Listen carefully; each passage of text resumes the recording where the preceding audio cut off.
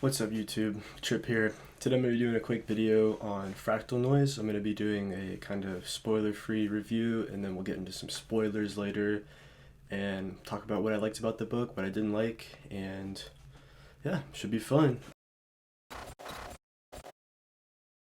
Without any further ado, let's go ahead and jump into the spoiler-free section. So, in a nutshell, Fractal Noise by Christopher Paolini. It's a short, single point of view sci-fi novel. It details kind of the humanity's first encounter with alien artifacts and what happens with that. So it's a little bit different than some of Paolini's other works. He's known obviously for the Eragon series, the Inheritance Cycle, which is a broad epic fantasy, and then more recently to Sleep in a Sea of Stars. It's a sci-fi, but it's very epic in scope, so it feels right at home with Eragon.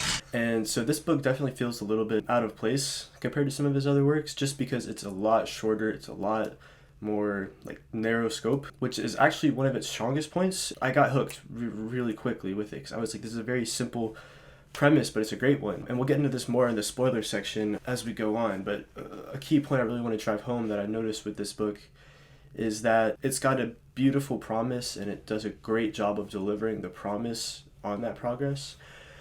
I'm not in love with the payoff. That was my biggest qualm with the book. I have some thoughts about the ending, and I don't think it's a bad ending by any means, but it's not what I expected. And most of this I'll have to get into with the spoiler section, but it's still a great book. What I think is really important to understand here is this book is all about the journey. It's not about the destination. And that's okay, because the journey is awesome. It was a page turner. It took me like a day or two to get through the first opening section, but once we really got into the meat of the story, I was sold. I was reading it nonstop, and to me that's one of the signs how I know if a book is good or not. Did I want to read it, or did I make myself read it? And I wanted to read Fractal Noise. It was great. The main character Alex is he's very relatable. He feels very human. He's not particularly I don't know, we see a lot of characters these days that are very like shooting off in a very specific direction, and they're almost ridiculous. But Alex does not feel like that. He feels like a very normal, real, relatable person. He's got some struggles with depression after the loss of a loved one. I don't think that's really a spoiler, because that's kind of the gist of it. I'm pretty sure he gets into that within the first few pages. Yeah, this book kind of encompasses his journey from how he comes to terms with that and what's going to happen with the alien artifact. Is this book worth reading? I think so. I thought it was great. If you liked Paolini's other stuff, you're probably going to like this.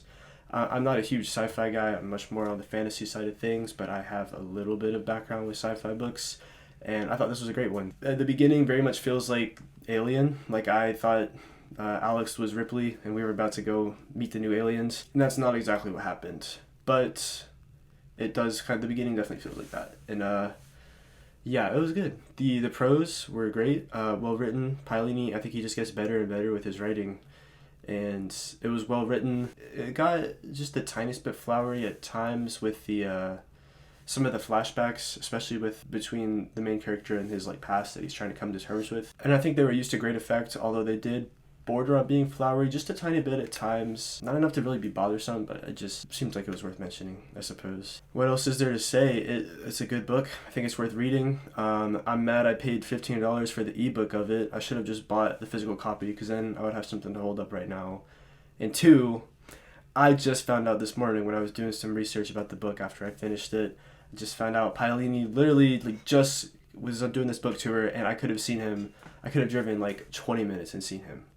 And I'm very frustrated because I didn't realize, and I missed it by however many days. So that's frustrating. I could have bought a real book for the same price, or $20 extra, and met the dude, told him that he inspired me to write books. That would have been cool. Oh well, we'll get him with Murtag, I hope. Without any further ado, we'll go ahead and switch it into the spoiler section, and I'll get into a little bit deeper discussion on some of the stuff. So you have been warned. If you are avoiding spoilers, please click away now. So let's talk about the endings. That's the first thing on my mind that I'm really thinking about. I think the ending was appropriate for the book, but I also wanted more. When I first started reading the book, I really thought we were doing the whole alien deal. I thought the first third of the book was them landing and getting to the hole, and the second third was going to be them exploring the hole and finding all this stuff, and then I thought third act would be them getting away with it. and I was so excited for it, and then it kept taking longer and longer for them to actually land, and they weren't covering very much ground, and eventually it became apparent, like, okay, we're not going to be at the alien hole for very long, the antenna, whatever. We're not going to be there for very long. I don't know. The story kept, it was such a page turner because I just wanted to know what was in the hole. And I guess I'm to blame a little bit because I know in To Sleep in the Sea of Stars, it is mentioned. I was doing research on this morning because I read that book 8 months ago or something. It's been a while, so I was murky on some of the details. But I know it gets mentioned in there at least once, and I went back and did the research afterwards, and basically it gets mentioned and it says, like, we still don't know what it is. And that book is obviously To Sleep in a Sea of Stars, set in the future, I think it's 20 years after Fractal Noise. So I should have known that they're not going to really know what's going on, but I was hoping for just a little bit more answers than just, wow, it's a big hole. I was hoping for just a tiny bit more. As I reflect on the novel more, I'm pretty happy with the ending. I think it was appropriate and a good ending for it. We didn't really need to see the characters heading back. We were made to understand that the sailing back would be the easy part. Yeah, I don't know. I wanted to know more about the Great Beacon, though, and I guess the old ones. I think it's what they're called, the people who made it. I don't know, really. But yes, it's very fascinating. He asked so many questions, and he didn't answer that many of them. It was the turtles, we don't know what the turtles are. The weird angel hallucinations, we don't know what happened with those. I would really have liked maybe an epilogue. I want to know what happened to Alex afterwards. I know in the what's it called, the timeline included in Sleep Sleep Stars, it mentions he's like kind of famous now, I think, for the whole discovery, but we're still missing, like, what happens to him, what happened with the alien artifact. I want more of that, and I'm guessing more of that will come in future books, but yeah, I wanted more of that, and I felt cheated just a little bit. I was reading it, and I got to the end, and I was like, oh, that's the end. Like, I thought there was going to be another, 100 pages or whatever. I think if I was reading the real book, it wouldn't have happened because I would have seen myself getting close to the end, but I was on audiobook, and I was, like, literally so enthralled, I wasn't paying attention to what page I was on. I'm just reading, and then it ended, and I was like, whoa. So that surprised me. Like I was saying earlier, like, the payoff, it's not the best payoff ever. I think it was still great, but the progress and the promise were beautifully done, and I think those are some of the, like, most important things to get right when you're writing a novel. And man, he nailed those, and it worked because I just kept reading. And yeah, for me, like, as an aspiring writer, that's, like, really inspirational to see him pull it off so well. And that's the kind of thing I want to emulate. I really want people to just get into my books and keep turning the page, because that's when you're doing it right, So yeah, it was a good story. I believe the chapter was titled Apotheosis, when Pushkin and Talia went at it. That was pretty crazy. That was intense. That was a excellently done scene, and I enjoyed that chapter immensely. I was sad to see Talia die because she was framed as almost an ally to the protagonist.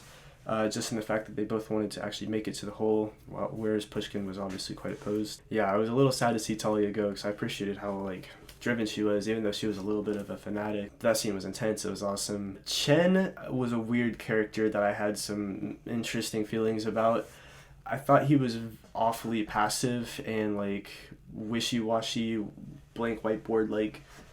He didn't seem to have a lot of opinions of his own, and there are people like that, but he was the neutral person that Pushkin and Talia took turns fighting for, and Alex was so busy being depressed that nobody was even fighting for him. So Alex made a great frame character, or a great point of view character for that, watching that whole philosophical conflict wore out, and the philosophical conflict itself was pretty well done. I didn't think there was anything revelatory in there, but it was well done and well executed, so that's fine. It was good. I thought it was an interesting choice to use getting over his late wife Layla. I thought it was an interesting choice of using as, like, that was the B plot. Basically, the A plot was him walking to the hole, and the B plot was him dealing with his emotions and then eventually actually reliving her memories and kind of coming to terms with the mistakes he made in the past and accepting his regrets and those kind of things. And I thought it was definitely well executed, but it was an interesting choice, I'll say, to make that the B plot, because we often hear that the internal character arc should be connected to the B plot. In this case,